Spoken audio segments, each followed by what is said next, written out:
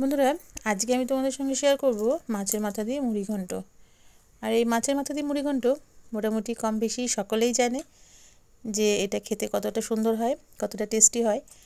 আর মোটামুটি রেসিপি তোমরা সকলেই হয়তো জানো, তবে আমি কিভাবে রান্না করছি সেটাই আজকে তোমাদের সঙ্গে শেয়ার করতে চাই। তো বন্ধুরা, চলো একবার আমার ভিডিওটা একবার দেখে নাও যে আমি কিভাবে মাছের মাথা দিয়ে মুড়িঘণ্টটা রান্না করছি। প্রথমে মাথাগুলোকে আমি ভালো করে ধুয়ে নুন হলুদ মাখিয়ে মাথাগুলোকে একটু ভালো করে ভেজে নেব। মাথাগুলো কিন্তু আমি একটু কড়া করেই ভেজে নেব।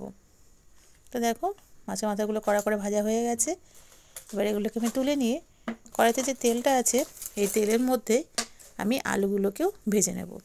আলুগুলো দিয়ে নিই তেলের মধ্যে। আলুগুলোকেও আমি একটু লাল লাল করে ভেজে নিচ্ছি। আলুগুলো ভাজা হয়ে গেলে আলুগুলোকে তুলে নেব। তারপর যে তেলটা কড়াইতে থাকবে তার মধ্যেই আমি সোমবারটা দিয়ে দেবো। প্রথমে তেজপাতা দিলাম, দিলাম শুকনো লঙ্কা, আর দিলাম গোটা গরম মশলা আর গোটা জিরে, আর দিয়ে দিচ্ছি কুচানো টমেটো। এরপরে আমি গোবিন্দভোগের চাল নিয়ে নিয়েছি 200 গ্রাম। সেই চালটাকেও আমি এই সোমবারগুলোর মধ্যে একটু ভেজে নেব। দেখো, আমি চালগুলো একটু তেলের মধ্যে একটু হালকা হালকা করে ভেজে নিচ্ছি। এবার আমি চালগুলোকে আমি তুলে নেব। চালগুলো তুলে নেওয়ার পরে আমি কড়াইয়ের মধ্যে একটু তেল দিয়ে দেব।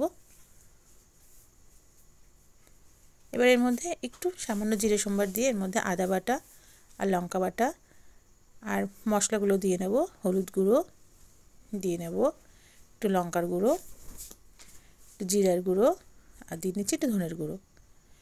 এরপরে মশলাটাকে একটু ভালো করে কষিয়ে নেব। কষানোর জন্য আমি একটু মধ্যে একটু জল দিয়ে নিচ্ছি। জল দিয়ে মশলাটাকে একটু ভালো করে কষিয়ে নেব। যখন মশলা থেকে তেল ছেড়ে দেবে তখন আমি ভেজে রাখা চালগুলো দিয়ে দেব।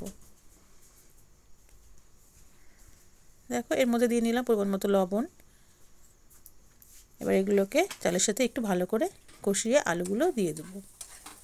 তারপর আবার একটু ভালো করে কষিয়ে নেব। এরপরে এর মধ্যে দিয়ে নেব জল।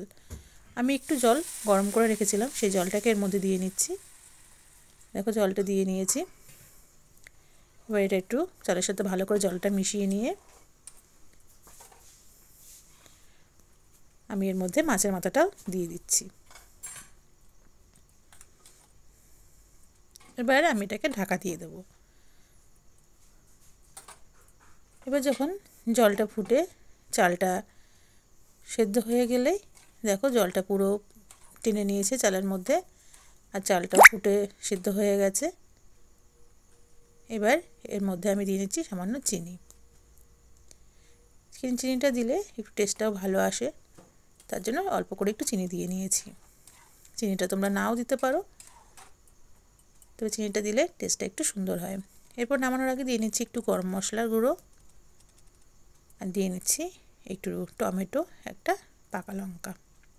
এটা দিচ্ছি একটু ডেকোরেশনটার জন্য।